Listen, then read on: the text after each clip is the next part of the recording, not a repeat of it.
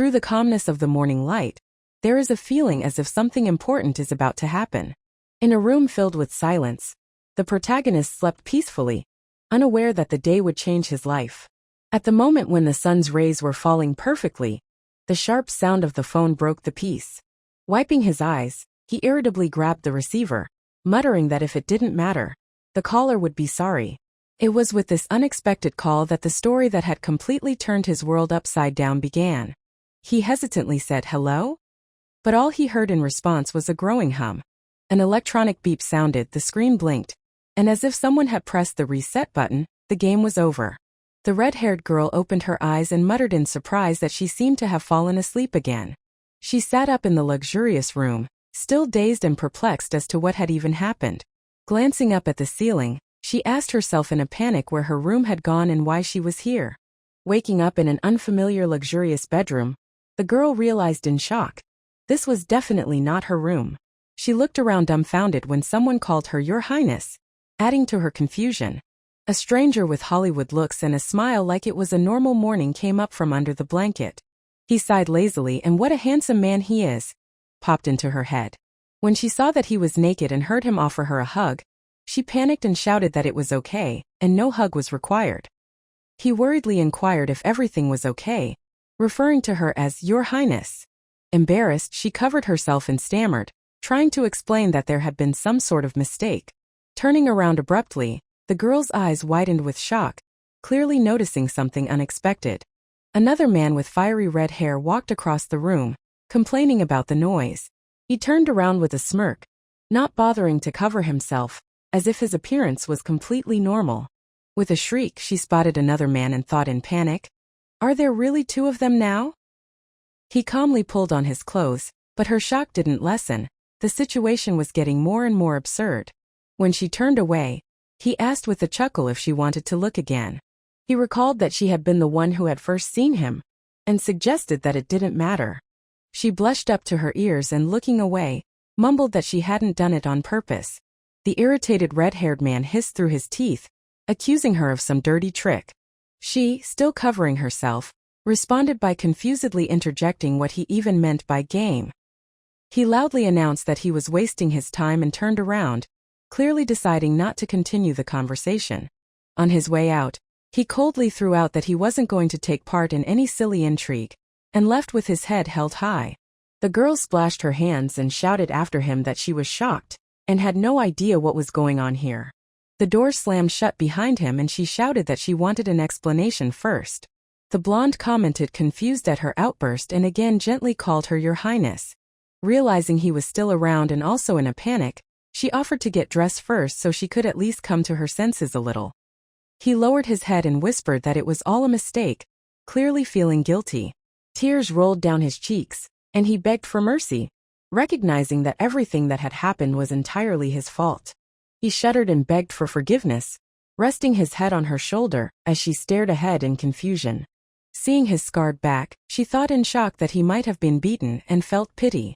Despite all the chaos, she picked him up off the floor and said firmly, if he wasn't guilty of anything, he shouldn't apologize.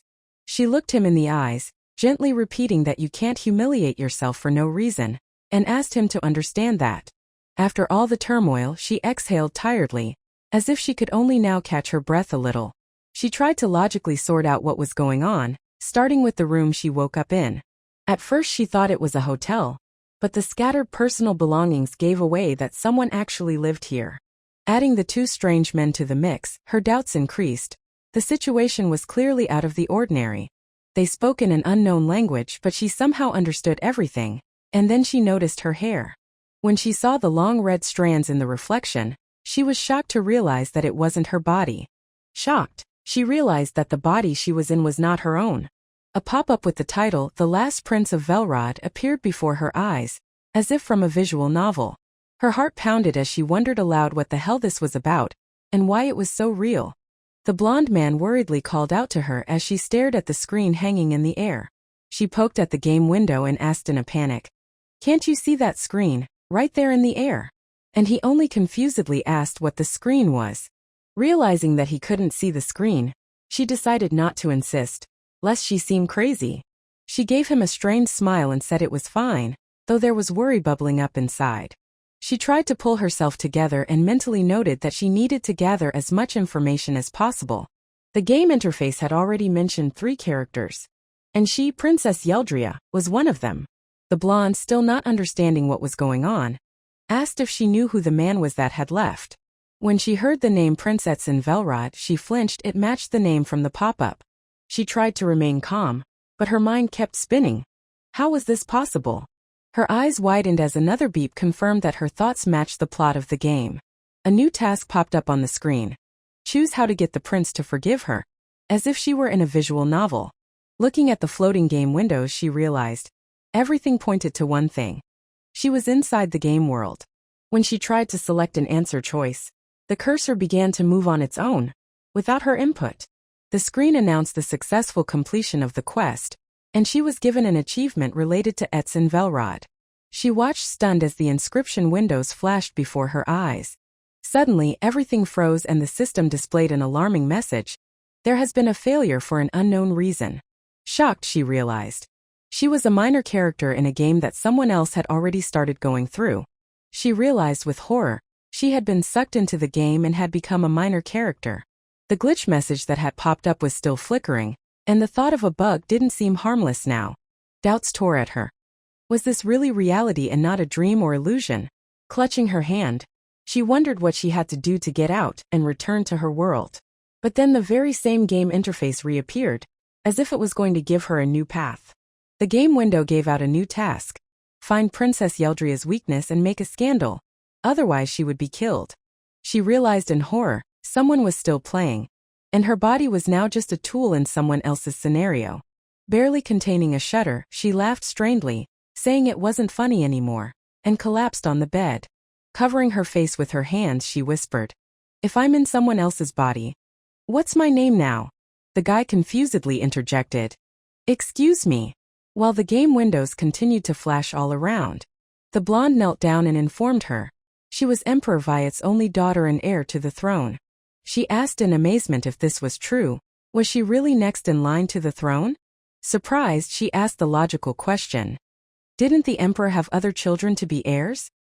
He sadly replied that the emperor, despite the many women at court, had not been able to conceive a child with any. The visual confirmed this. The emperor is surrounded by concubines, but is left with no heirs except for her. Since she was the emperor's only sister, her influence grew to such an extent that everyone sought her favor. She wondered why Etzin had come here, as if someone had forced him, but she tried to remain calm. The blonde blanched in embarrassment, but she gently insisted, "It's okay, just tell me the truth." He blushed, avoiding her gaze, and whispered quietly, "Your Highness," clearly confused by the situation. Meanwhile, in the corridors, the servants were whispering that the princess was known for reaching out to those who did not want her attention at all. At first Etzin rejected all of the princess's advances, but after 2 months he began to obey, albeit reluctantly. After she conquered Velrod's empire, he became her trophy, a subordinate without choice. Now he was once again refusing to follow her orders, and even the servants did not understand the reason. However, she has already figured it out. The reason is obvious to anyone who knows the plot. Etzin is in love with the game's protagonist, and there is nothing worse for him than being forced to sleep with someone he despises. She thought that as a plot in a game it would all look exciting, but the reality was quite different. The blonde knelt down and apologized to her, as if for everything that had happened. She admitted that she didn't feel like a good princess after his story, and didn't understand why he was still around. He clenched his fists and shouted that he was her concubine, even though it sounded strange in the current context. With an expression of absolute shock, she repeated the word to herself, "Concubine," clearly not believing what she was hearing. He blushed and confessed that he was grateful to her for not abandoning him and accepting him despite his lowly origins. She wondered, with a reputation like that, it was no wonder the princess had a concubine, even if such a broken one.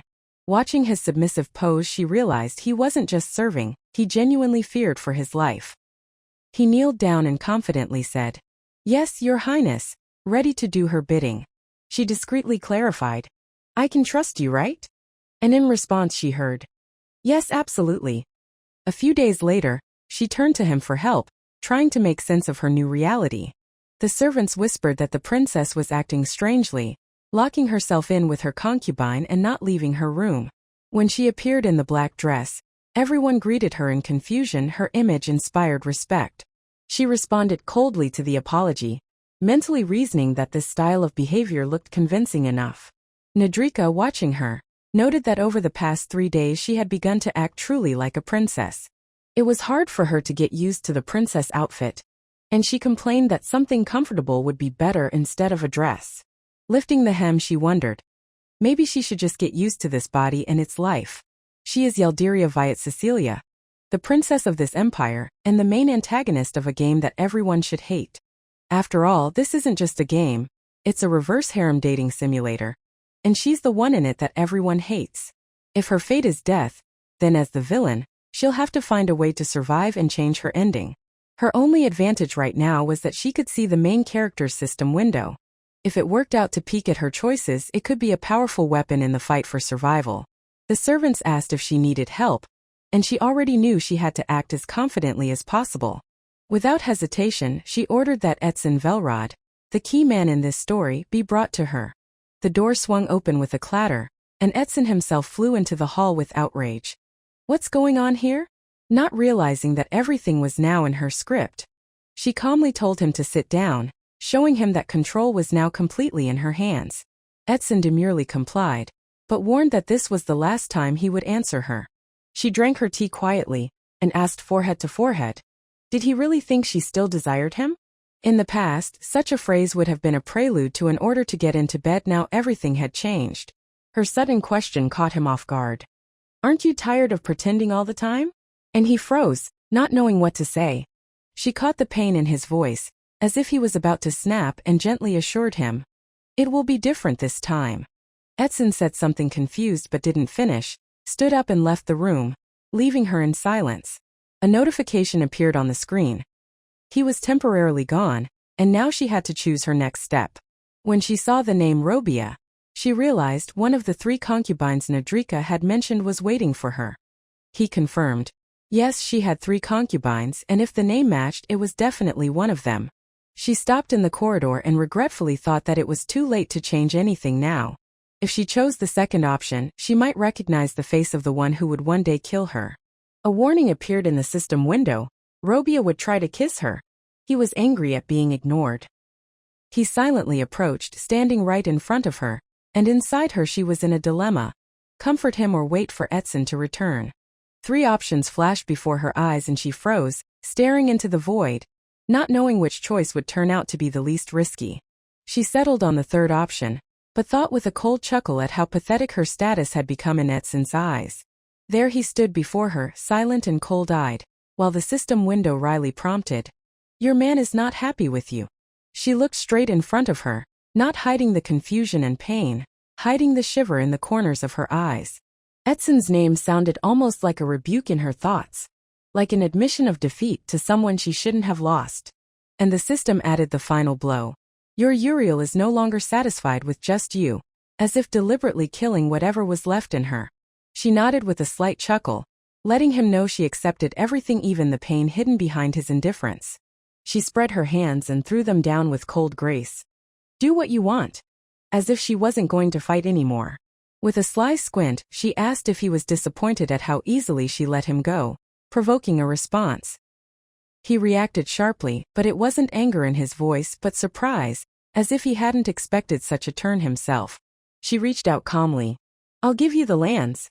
And the system nearby immediately flashed, heralding a new fork in the road. Etzin flashed sharply at her words, but immediately hastened to assure her that he had no hidden agenda, trying to keep a straight face. She calmly offered, you could even take someone from the palace, with a hint too transparent to be a mere joke. The mention of a lover made Etzin tense up, and he almost growled, as if the accusation of threatening Juriel had hit a nerve. He grabbed her wrist with a shout, but her expression remained unfazed, as if she had seen it all coming. A moment later the maid screamed, and he stood there, not letting go of the princess's hand, as if trying to prove something by force.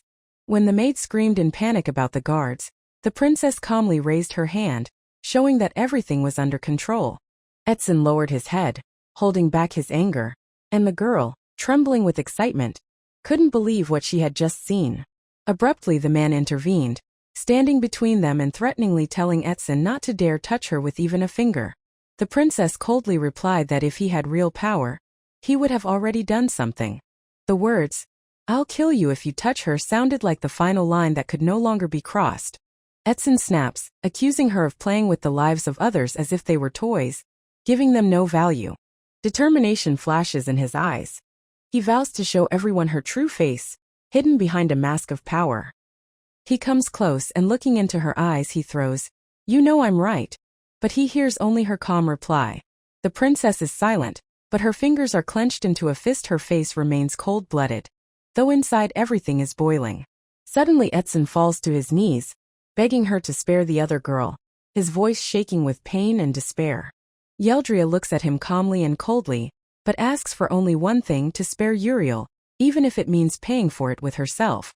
Etsun drops to his knees, offering her to do anything to him as long as she doesn't touch the other girl. She realizes that he thinks she's a villain, though she knows full well that all his anger is not directed at her, but at those who truly ruined his life. Inside herself, Yeldria wonders, "Did I do this to you?"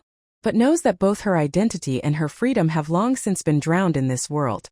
And clenching her fist, she silently accepts the reality of a game she never asked to be involved in. Yeldria lowers her gaze and agrees.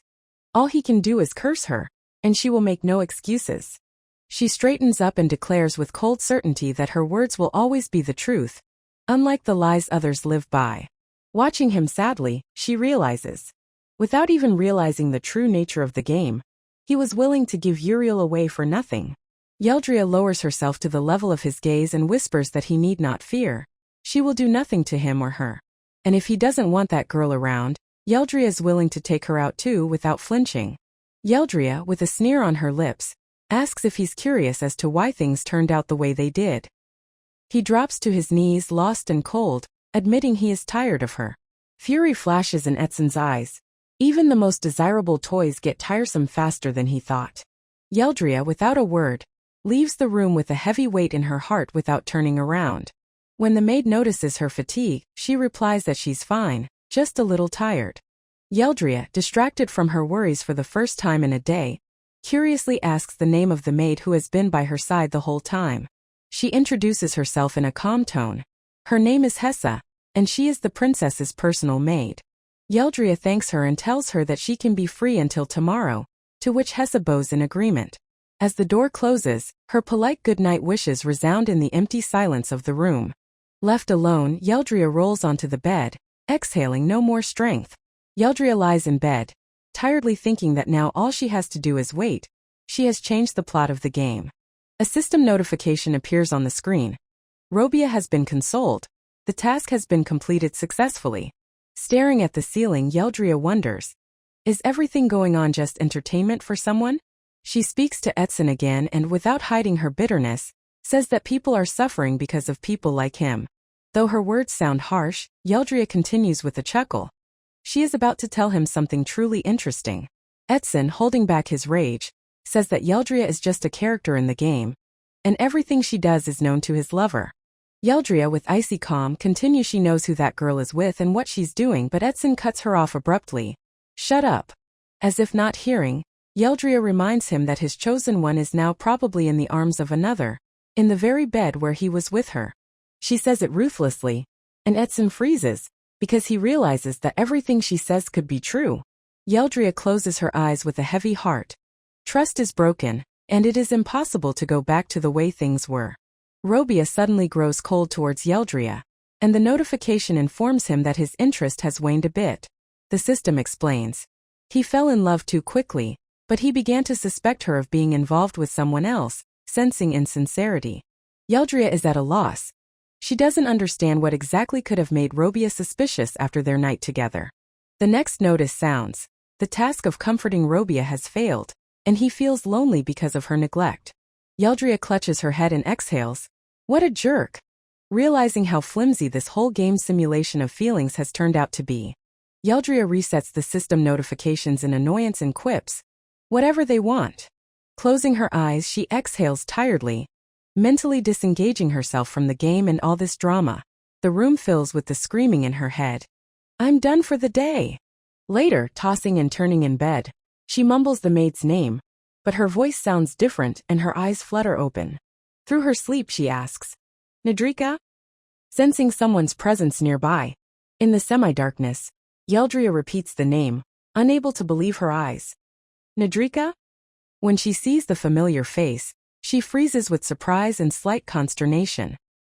He slowly approaches and without a word lies down beside her as if he had never left, looking straight at her, asking resentfully, Have you already forgotten about me? Yeldria sits up trying to remain calm but her voice trembles. Yeah, right? Why are you here? Yeldria watches him tensely trying to figure out who he is, and thinks she can't just say memory loss. He leans back on the bed and it's clear from his confident movements, this man is definitely not a stranger. Nedrika grabs the collar of his shirt and says quietly that he heard her call out to no one today. Yeldria wrinkles her nose at the smell and whispers that he seems to be drunk, not believing his sensations. With a muffled rustle, Nedrika's shirt falls to the floor, leaving the silence tense. Nedrika looks at Yeldria in reproach, saying that she left him alone on purpose, even though there were always enough men around to choose from. He leans closer and notices that she looks tired since she's lying in bed alone. Yeldria looks up, sensing the tension, and says resentfully that she is the only one she never seeks out. He chuckles softly and says that he will have to approach her himself then. Yeldria averts her gaze and hesitantly replies that she just wants to sleep, taking the conversation aside. Yeldria clenches her fist, sensing that something unpleasant is about to happen, and her intuition does not fail her. Nedrika leans closer and, as if slipping away from the truth, asks about Uriel, trying to broach the subject. Yeldria interrupts him abruptly, reminding him that it's about Robia from the game screen. She was the one with Juriel, and now everything is falling into place. A new notification appears on the screen. Now Etson wants to spend the night with her. But if she agrees, he may discover traces of Robia. And if she refuses, he may lose control. Of the options, Yeldria chooses the most unexpected one. She clicks on cry, showing that things have already gone too far. Yeldria smiles sarcastically, dropping the barb about crocodile tears. It's already clear to her that Juriel is acting without a plan and momentarily. In the framed picture, she notices Robia standing between Etson and Nedrika. Clearly not a casual position, as if she wants to control them both. Yeldria lowers her gaze. There is a sense of weariness in that silent pause, and a realization that she is trapped in someone else's intrigue. Nedrika's fingers gently touch her cheek, and he says quietly, You too, as if in an attempt to acknowledge his guilt or involvement. Yeldria can't stand it and bluntly asks if he came to her right after his meeting with Uriel, rebuking him for being inconsistent and adding that she wouldn't be angry if he just left. Yeldria is reticent to admit she's angry. Her voice is quiet, but there's a sense of tension in it, as if she's barely holding herself together. Nedrika moves closer, whispering that he's still her concubine, and asks a question as if testing the limits of her patience. She remains silent, sitting up straight, her gaze cold and detached, as if she's still deciding if he deserves any reaction at all. Yeldria slowly raises her hand. It's unclear whether she wants to push him away or touch him, but the gesture betrays an internal struggle. Suddenly she falls on top of him, losing her balance, and he instinctively catches her, surprised and unprepared for this course of events. Nedrika, hovering over Yeldria, asks in desperation why she is treating him this way, as if hoping to still understand something. In response, she coldly repeats his words, as if returning his accusation, and her entire face expresses detachment and inner weariness. Yeldria looks him in the eye and asks him bluntly, He slept with someone else too, didn't he? There is no pain in her voice, only the weariness of the lie. She pushes him away, stating sharply that she will not allow anyone to behave like that to her, not him or any other woman. Nedrika, head down, quietly interjects about drunk with misery, realizing how pathetic he is in her eyes. Yeldria is shocked. She can't believe he was the one who said those words, and there is resentment in her voice. Nedrika, lowering her head, barely audibly whispers, Why couldn't it have been him? Why didn't she choose him? He can't hold back the tears. He's shaking, asking why he was the one who was unwanted, as if his whole world is falling apart. Yeldria looks at him with confusion and inner pain, realizing that it is not anger but despair behind his words. Nedrika, as if clinging to a last chance, lies down next to him and asks, Let's just sleep together. hoping for warmth, though without words. Yeldria pushes Nedrika away in surprise, his sudden approach causing her shock and incomprehension. An inner voice tells her that despite the external circumstances, she can't get over herself. Nedrika, unaware of her confusion, quietly asks to just be near her, not for the sake of her body, for warmth. Yeldria reaches out a hand, trying to stop him before things go too far. He suddenly wraps his arms around her and settles down beside her, and she, still confused, remains lying there, staring at the ceiling in silence.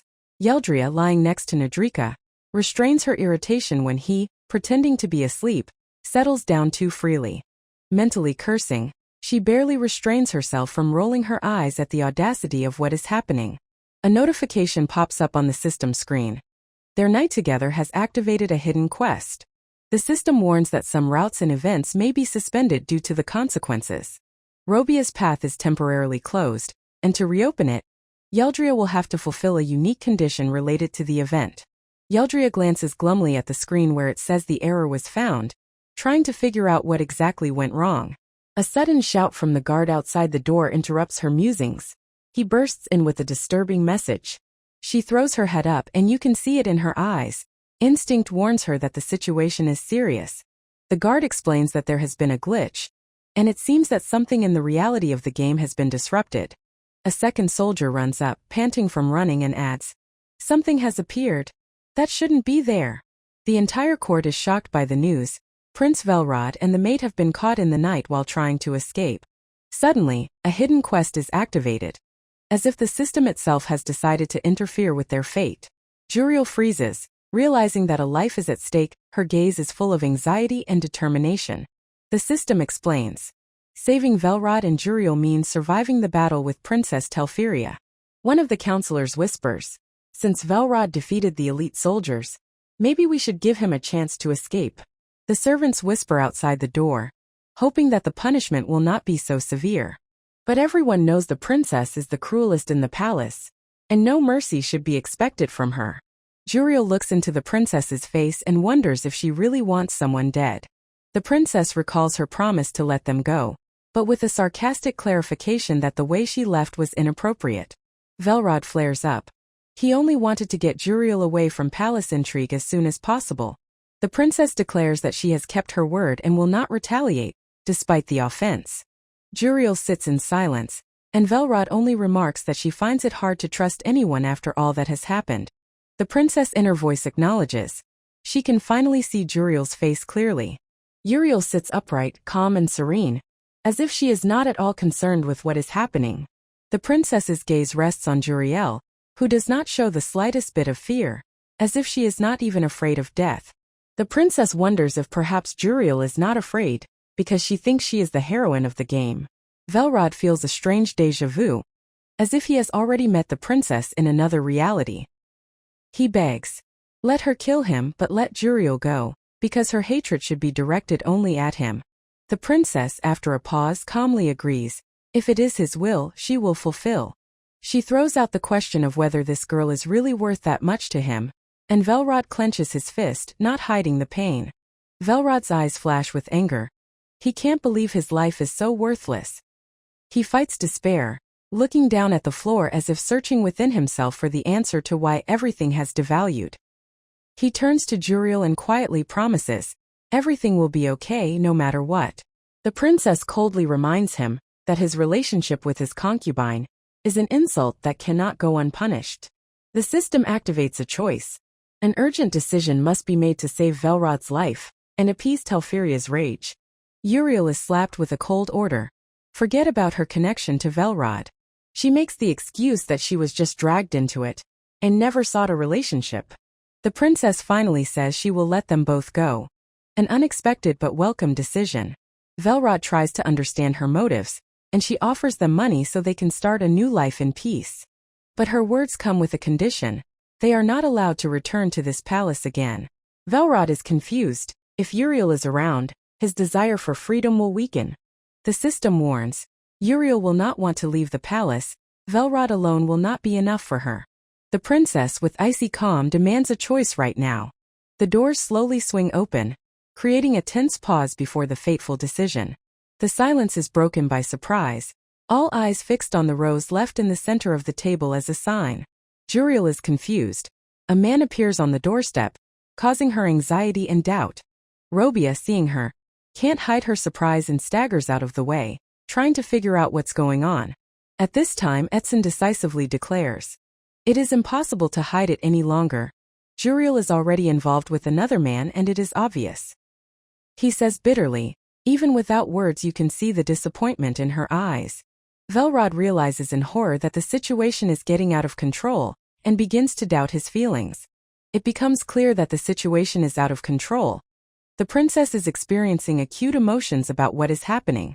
Juriel loses her composure as she realizes that she herself is in the middle of a love triangle that has long since ceased to be her personal choice. Robia, despite her irritation, obeys, following the order to kneel before the princess. The princess, watching him coldly, remarks skeptically that she must now pay for someone else's mistakes. She points first to Robia, as if deciding that it's his turn to answer for everything. The princess allows Robia to leave the palace and leave his status, granting him his freedom, but in return he must swear allegiance. Robia is stunned by her offer, and begins to realize that the situation is getting out of control. The princess reminds him that by contract, he and Uriel are now obligated to be together. Juriel, sensing the tension, asks if there is a problem with this decision. Velrod replies in silence, realizing that the princess no longer seems to consider him an equal. The system announces a new item that Juriel has received, the Broken Heart. This item makes her feel strange, as if fate is playing with her, slipping her unnecessary pain. Robius realizes with a sly expression on his face that everything is starting to turn into a game he can't control. Uriel watches silently as the princess continues to remain in her chair, adamantly insisting that she is right. The princess wonders if Juriel finds this situation amusing, testing her facets. Velrod, in desperation, asks the princess to stop, not knowing how he can get out of this situation. Robia, trying to justify his actions, insists on his innocence, assuring that he was only part of the game. Juriel, seeing this, asks the princess to let him stay in the palace and serve her, trying to maintain his position. The princess, however, does not let her emotions get the better of her, calmly noting that Robia may just be looking for an excuse to stay. Juriel, barely containing her emotions, explains that she didn't want to leave the palace, but had to do so and now feels helpless. The princess, unable to listen any longer, decisively says, "Enough." Juriel, standing in front of her, can't understand what will happen next. She just doesn't want to leave. She wants to stay in the palace and continue to serve the princess, despite everything that has happened. The system notices that she now has a choice, but that choice has to do with her future in the palace. The princess, watching her, realizes, even if she kicks Juriel out now, she will not give up. The princess, realizing that Juriel will not give up, decides that she will try to eliminate her instead. Juriel pays attention to the princess's words, feeling the pressure of everything. The princess looks at her and tells her that she can no longer be her maid. However, she gives her freedom of choice. Juriel can do whatever she wants, but she can't stay as her lady. Juriel is stunned by this decision, not knowing how she should proceed. Robia, deciding that he won't give up, promises to stay and support Uriel despite everything that happens. Uriel thanks him for his support, feeling the weight disappear from her shoulders. The princess, watching them, realizes that everything is back to the way it was. Nothing has changed. The system confirms the completion of the quest, and informs her that her relationship with Robia has been renewed. Juriel receives life, as a reward for fulfilling the conditions, as if giving herself another chance. The princess, turning to Robia, notices that he is not asking her any questions, and wonders about it. Robia, in response, assures her that he has already sent everyone off on their own business, and now they can be alone. Juriel looks at Robia in disbelief, asking if he really wants to continue this as if everything is fine. Robia, sighing, admits that even though it's not what he wants, he has to comply. He can't refuse fate, even if it doesn't meet his expectations. Robia, clenching his fist, expresses his discontent, feeling that the situation is unfair to him. The princess sarcastically asks what it is that Robia wants from her, showing that whatever is going on doesn't make sense. Juriel, surprised, replies that she can't be responsible for everything that has happened. Robia, pensive, asks in confusion why she should let him stay by her side if he keeps acting like this. The next shot shows them waking up next to each other, and Robia realizes that she cannot escape this union. Robia, clearly shaken, continues to think about how it happened and takes what is happening as a dream, not believing his feelings. He recalls the moment he first met the princess in the Imperial Library. It was the beginning of his story. Juriel, unable to hide her boredom, declares that it was all uninteresting, and her expectations of what was happening were deceived. Robia asks in amazement how it could be so boring despite all the drama. The princess remarks with a cold smile that now Robia can test his jealousy if he really wants to sleep with another woman in front of her eyes.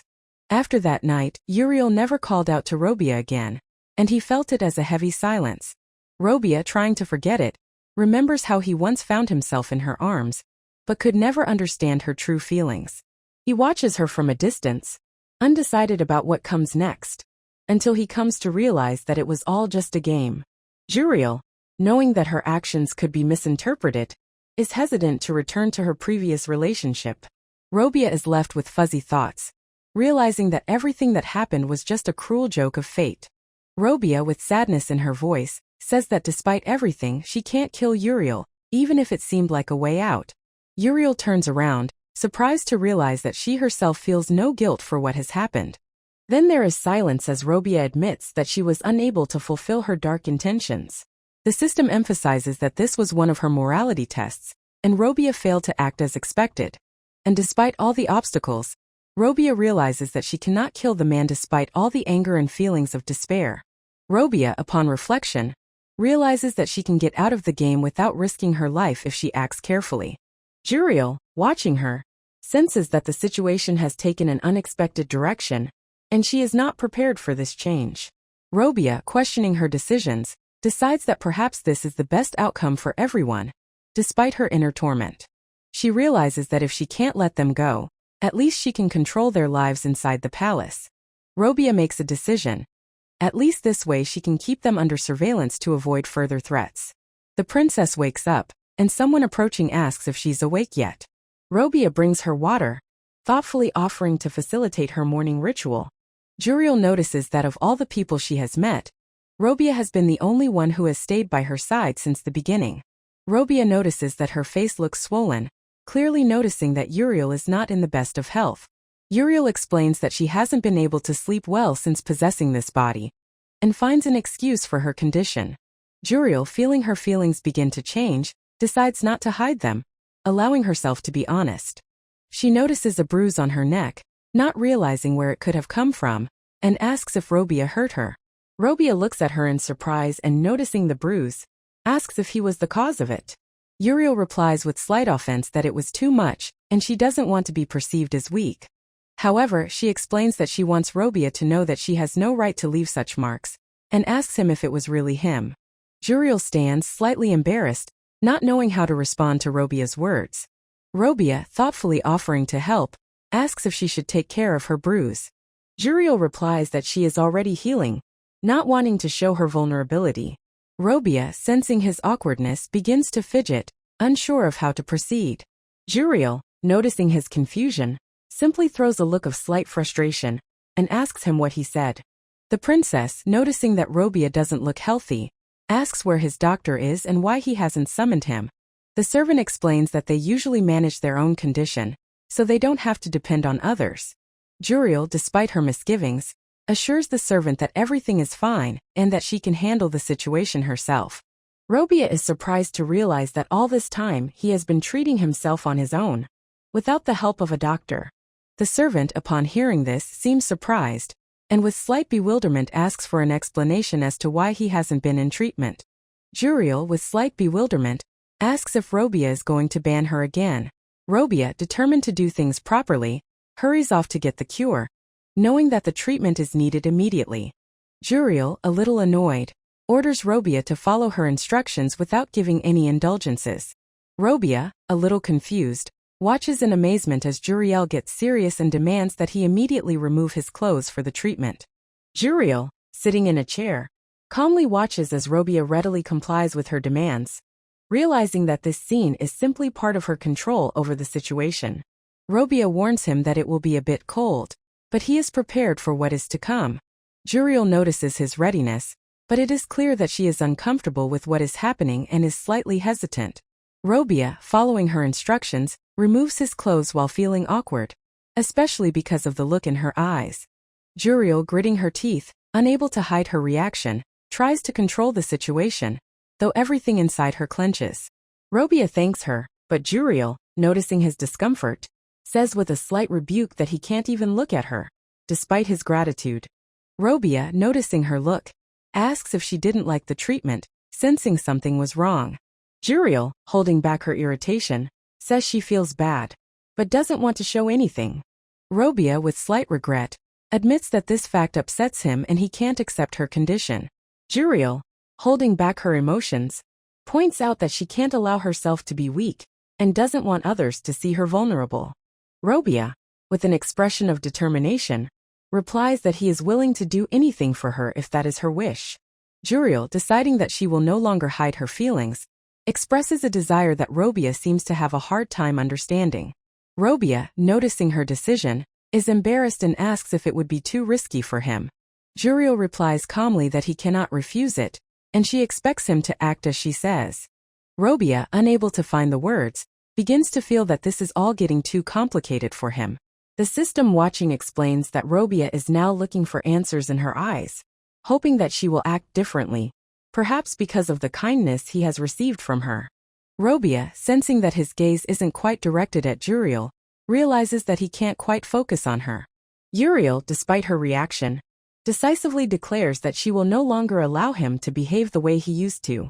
Robia, a little embarrassed, says he's fine, but can't hide his concern at her words. Juriel, confident in her decision, continues to watch him, making it clear that she expects more. Robia, sensing her insistence, smiles with slight embarrassment and asks if he needs to take off his clothes all the way.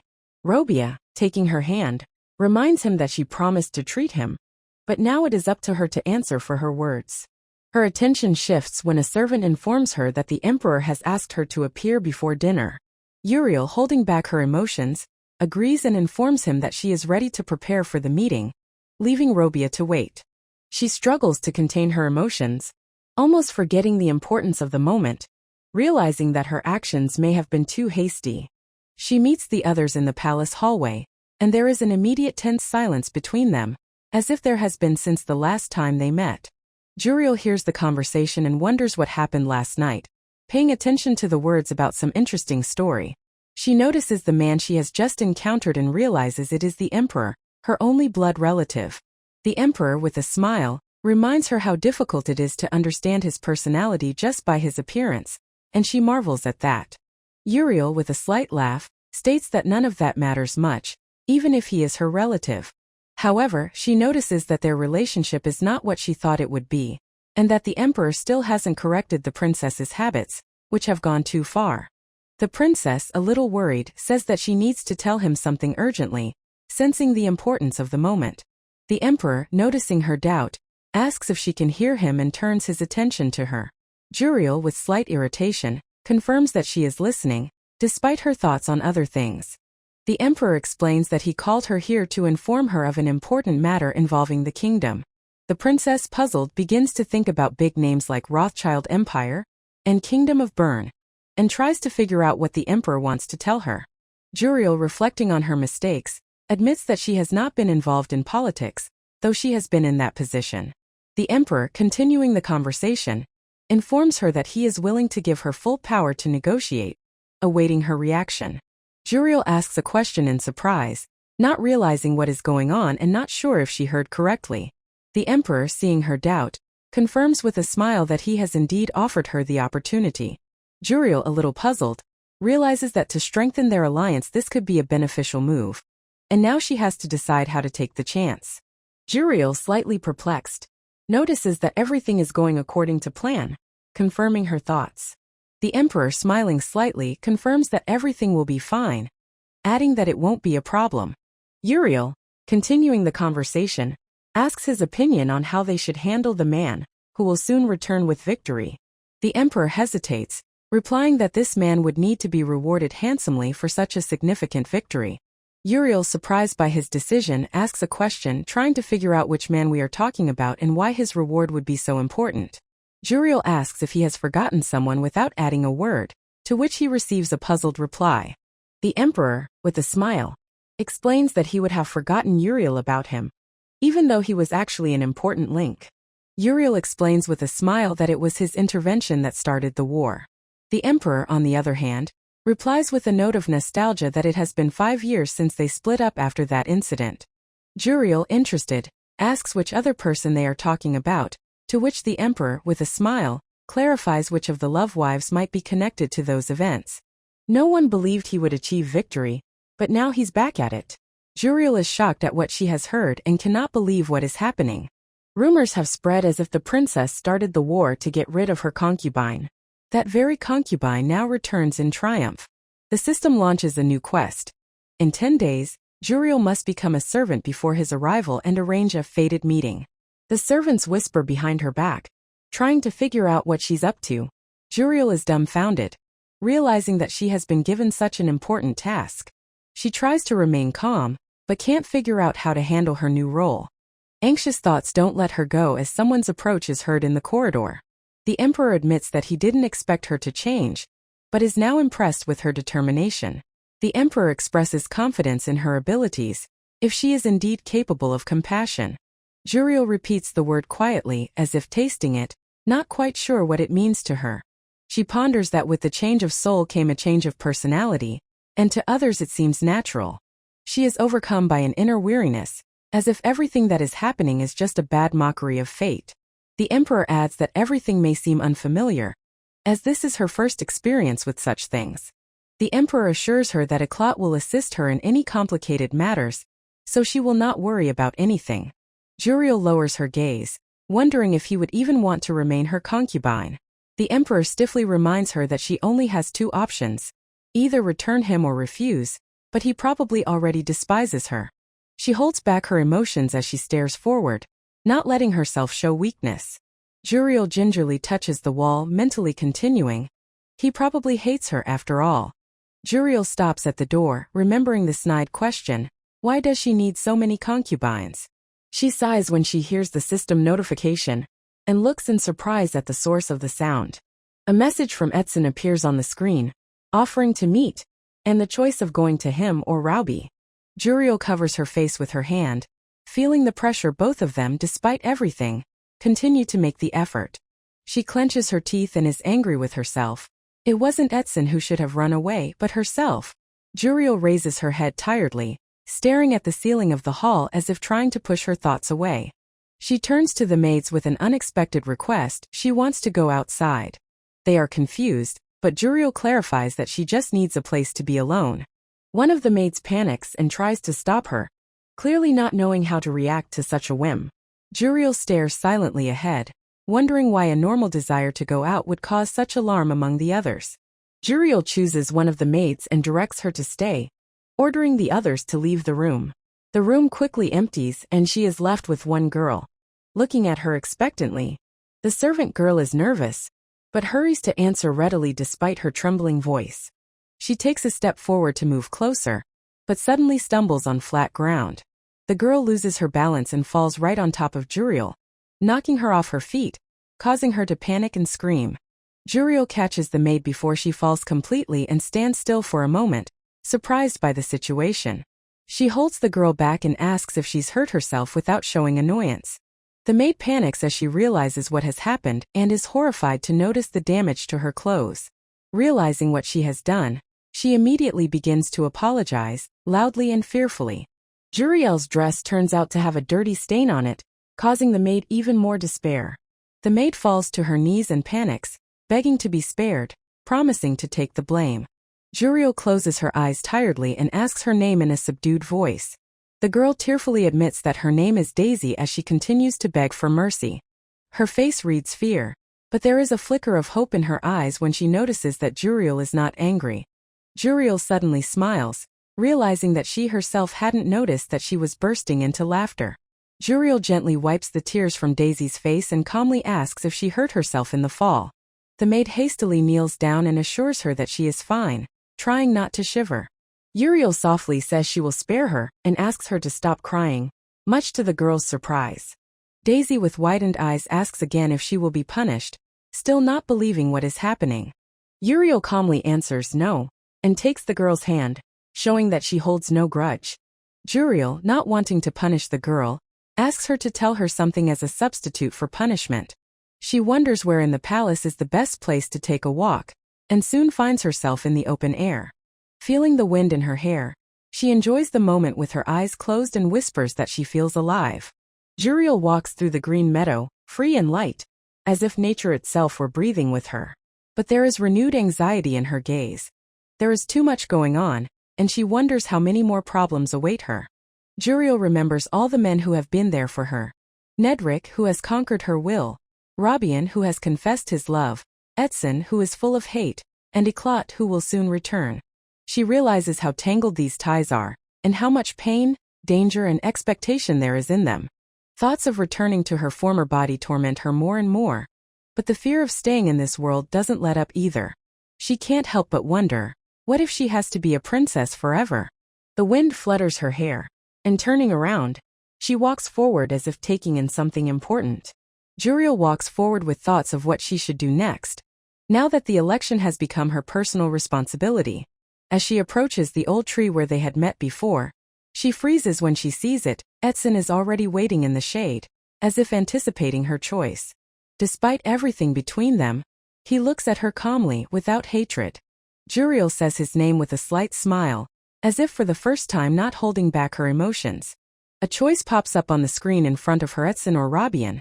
But the decision is already made.